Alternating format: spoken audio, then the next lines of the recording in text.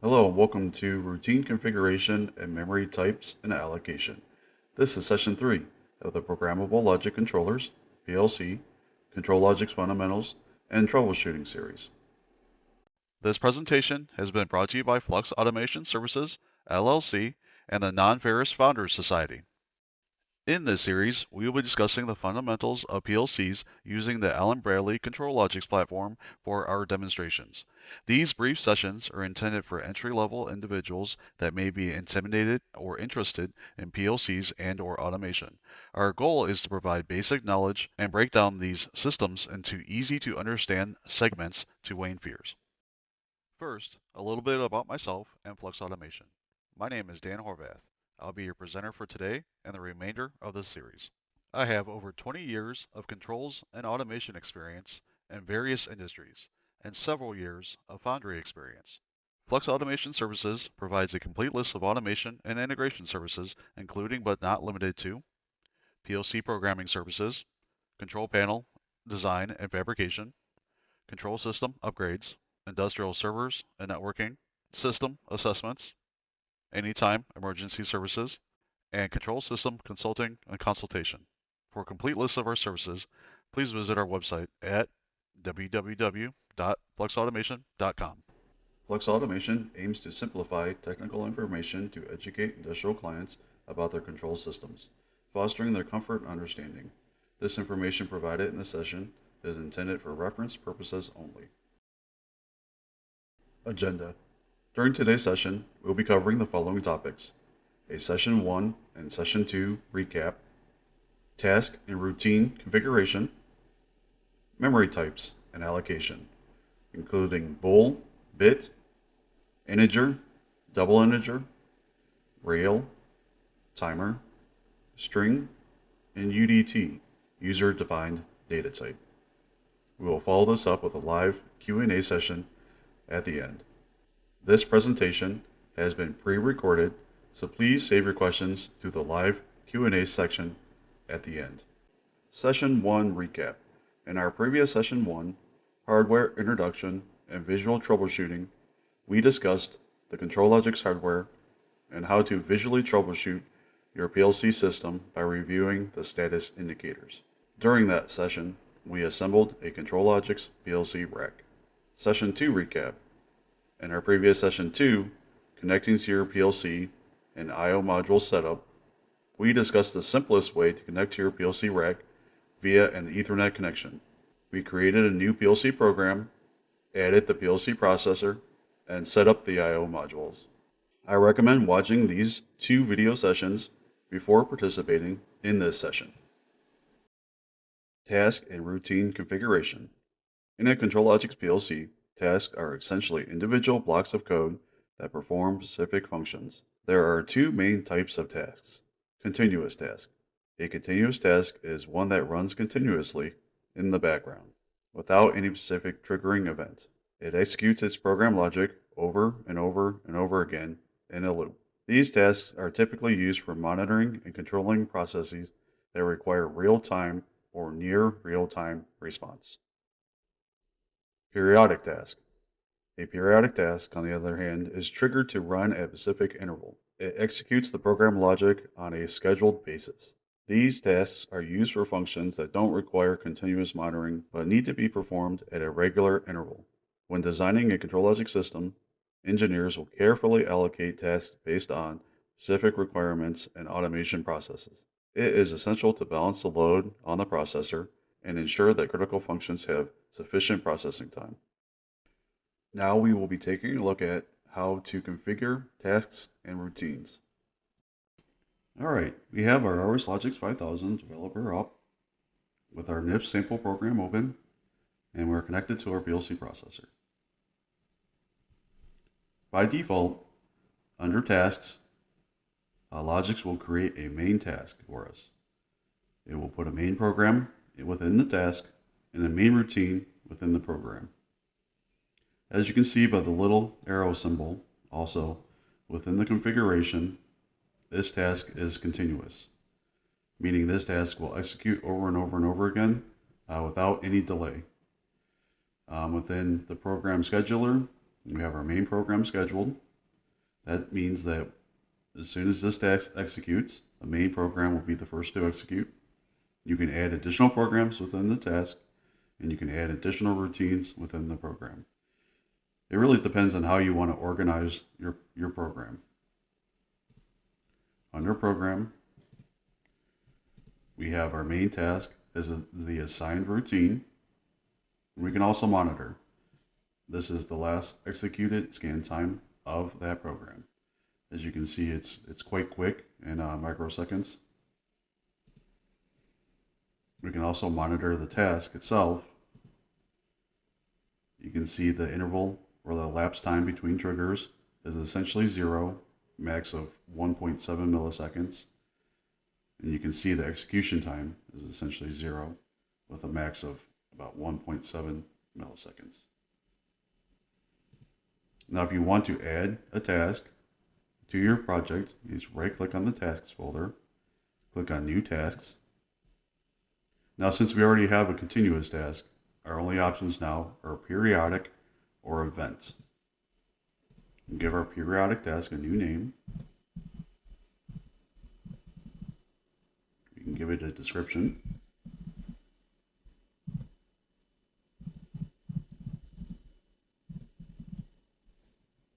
We'll make sure it's selected as periodic. Now we give it a period. This is the amount of time that the task will be scheduled. So right now at 10, this periodic task will execute every 10 milliseconds. Don't need anything that fast, so we'll make it 100 milliseconds. Give it a priority. What a priority means is the lower the number, the higher the priority.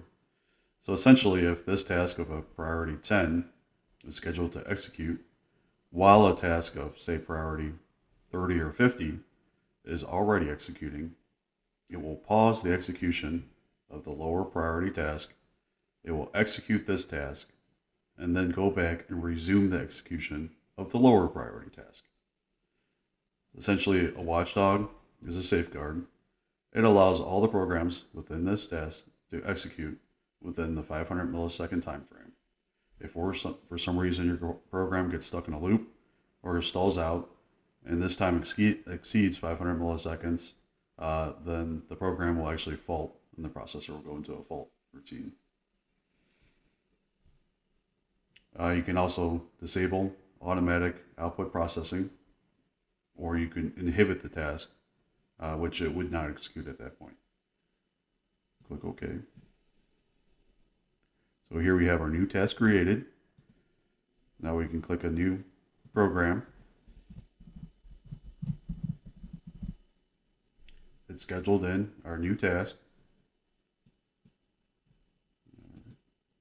Within each program, you can allocate or assign program memory or program tags, or you can do that, of course, at a global level up here at the controller tags.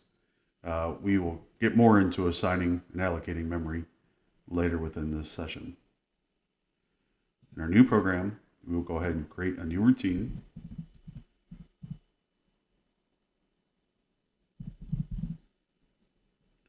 We will assign it to our new program. So here in our program configuration, we have to assign a routine. We'll go ahead and assign new routine to be the first routine that this program executes. Now within this routine, if you were to add more routines,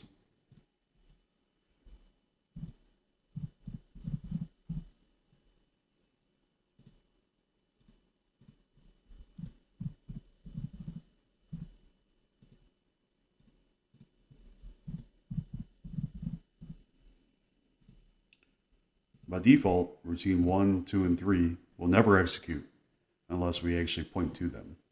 So they can be done within the first or new routine. Here, we would start adding our control logic. If we want logic to be executed in routine 1, 2, or 3, we can just simply add a jump to subroutine. So JSR, click on routine 1, no parameters.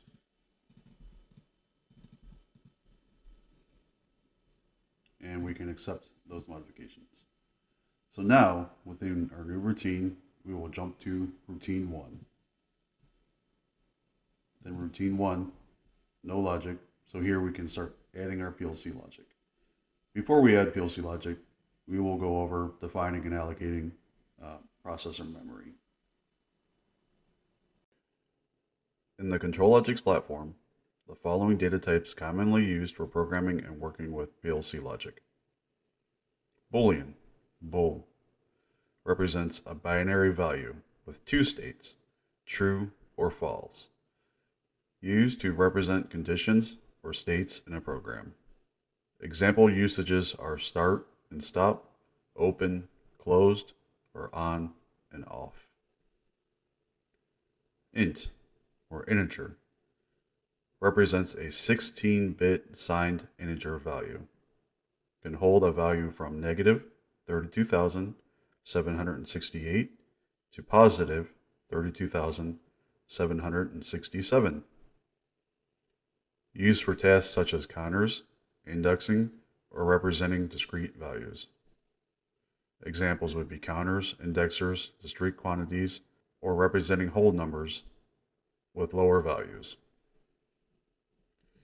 Dint, or double integer, represents a 32-bit signed integer. Can hold values greater than negative 2 trillion to positive 2 trillion. Used for tasks that require large range of values. Examples would be positioning, large counters, or long counters. Real, or floating point, represents a 32-bit single precision floating point value. Used for tasks that require fractional or decimal values. Examples would be analog values, pressure, temperature, or calculations involving real numbers. Timers, a unique data type used to control timers within the PLC. Can be used to control time-related functions like delay timers, off delay, on delay, or retentive timers. Examples of usage in delay of action or controlling time-based sequences. Strings represents a string of characters. The length of string is specified when defining the string. It can hold alphanumeric data. Used for tasks that involve text or string-based data. Examples are storing text messages, labels, file paths. UDT, or user-defined data type, allows the programmer to create their own data type by comprising standard data types of booleans, integers, rails, strings, and timers. Creates data structure to represent items like equipment, motors, tanks, valves, etc. These data types form the foundation of programming logic in the ControlLogix platform. They are used to create variables, tags, and data structures that interact with input and output devices, perform calculations, and control processes in industrial automation application. Understanding these data types is critical for effective PLC program and system design. Next, we will be showing you these memory data types in RSLogix 5000. There are a couple locations where we can define memory within our PLC project. First is under program tags. Here, this allows us to define memory that is only scoped within the program itself. So if I define a new tag under program scope, it is only available under that particular section of program. It is not available under any other part or any other program. The other way is under controller scope tags. Now under controller scope, if we define a tag or memory here, it is available within any of the programs and within the entire project.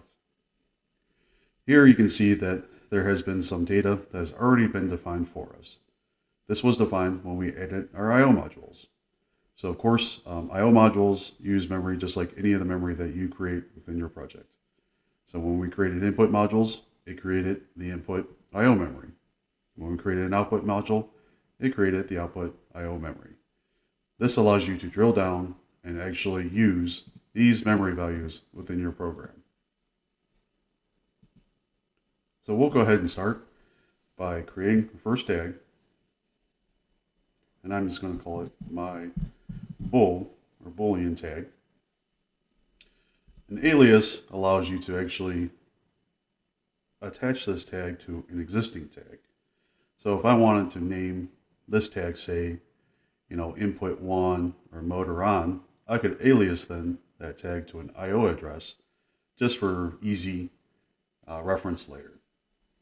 So by default, it's going to want to be a dint. Now remember, ControlLogic's platform is a 32-bit platform. So typically, it's best to keep your memory sized in a 32-bit manner for best optimization.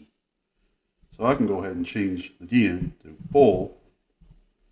Here's the description of the tag. And then we have external access. So external access means that an HMI or another PLC, what type of access do they have to this tag? A read-write access, read-only, or no external access. Finally, we can make this tag a constant. Making a tag a constant will not allow the program to programmably change this tag. And then the style is usually left as default. So to accept my changes, go down to the next line. If I go here, go to properties of the tag, you can see it's the same information, just presented in a different way. So my tag name, my bool, my tag description, it is a base tag, it is not aliased, data type bool, read write external access, not a constant. So now if I go to monitor tags, I can monitor my bool, but since it is just a Boolean tag or a bit, there's only two states available, a state of 0 or a state of 1. That is it, on or off. The next tag I will make is my int, no alias. I'll just make it an int. Remember, that's a 16-bit integer.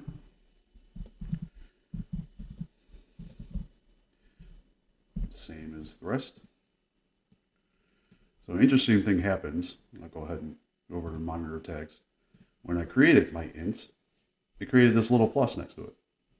That's because within my int, I have my 16 bits or bools. So if I were to expand this, I have my int.0 through my int.15.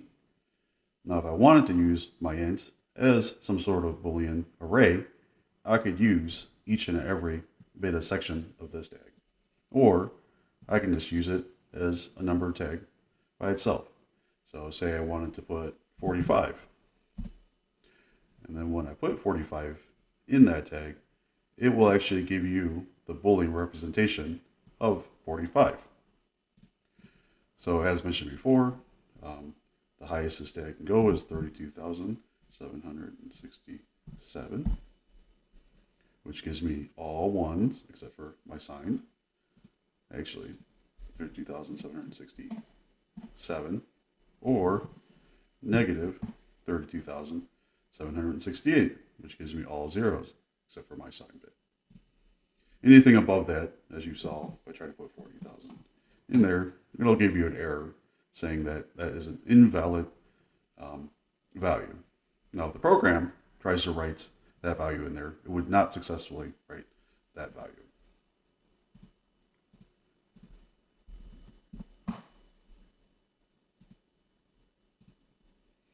Next, try my dint or double integer, and we'll keep it the default of dint.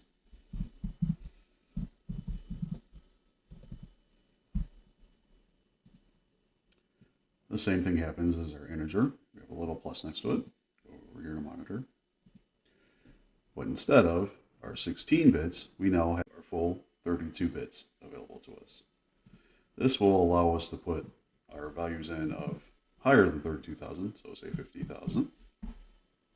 We can put in 120,000. We can put in negative 300,000.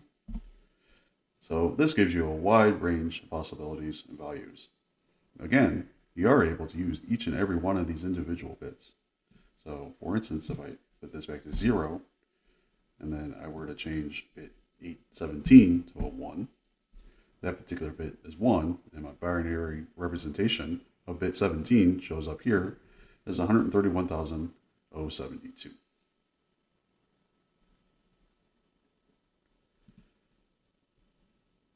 Next, we're going to try a real or a floating point. My real, and that's a real data type.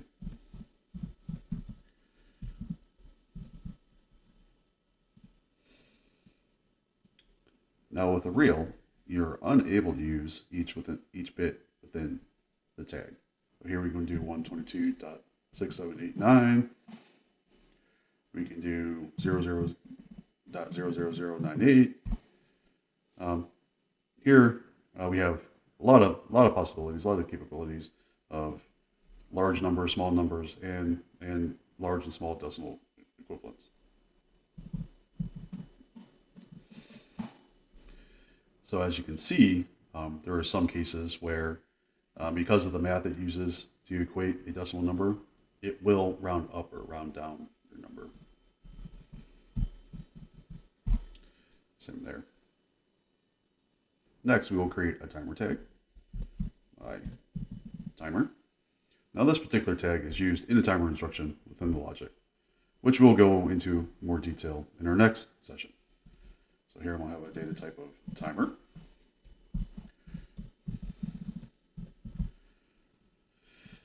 Now the interesting thing with a timer tag is it's going to have different types of memory within its structure.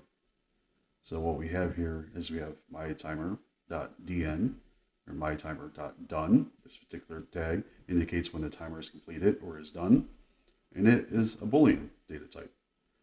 mytimer.en, or when the timer is enabled, another Boolean data type. mytimer.tt, or when the timer is timing or in the process of timing, again, a Boolean tag. Then we have two double integer tags. We have the accumulator and the preset. The accumulator is the amount of time that the timer has been accumulating since the timer essentially has been in the enabled or active state. And the preset is the amount of time that the timer will accumulate before it becomes done. So typically when you set up a timer, you will enter a preset within the timer. Now this is entered in as milliseconds. So say we wanted a 5-minute timer, we would put in 300,000. We would put in 300,000, and that would give us a time delay. And that would give us a time delay of 5 minutes. So when this timer becomes active in the logic, this timer accumulator will count up every time the program scans. As soon as the accumulator becomes equal to 300,000, the done bit will go from 0 to 1. So essentially the operation again is the timer becomes active, your enable bit will come from 0 to 1. Your timer timing bit will become 0 to 1. Your done bit only becomes 0 to 1 when the accumulator is greater than or equal to the preset. This will make a little bit more sense once we get into the logic portion of the session. Next, we will create a string tag.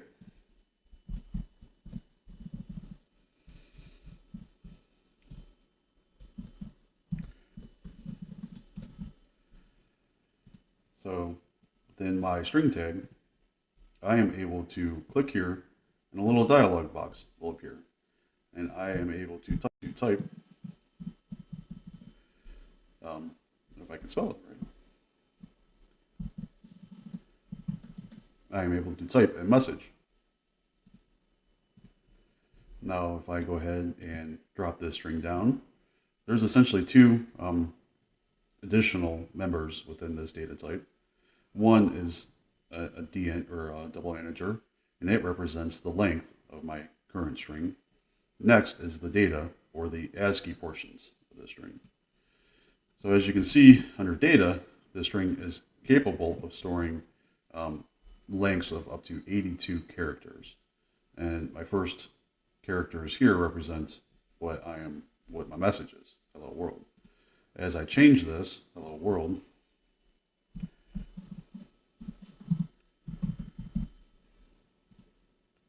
you can see my length is now increased. Also, my string data is now represents each ASCII character.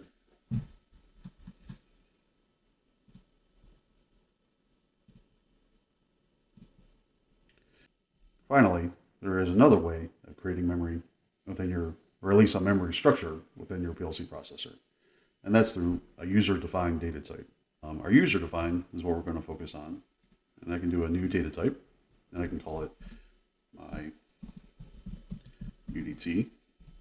And here, it's almost the same as defining memory within our controller scope tags, but here we're actually defining like a template of memory. So I can do my bool with a boolean. I can do my int with an integer. I can do my dint with a dint. I can do my timer with a timer. And I can do my string with a string. Now, by doing that, I can hit apply, and it'll save it. Now, it hasn't actually taken that memory out. It's only defined the template of this memory. If I go back, we go here. Now I can actually create my UDT, and it's going to be a data type of my UDT.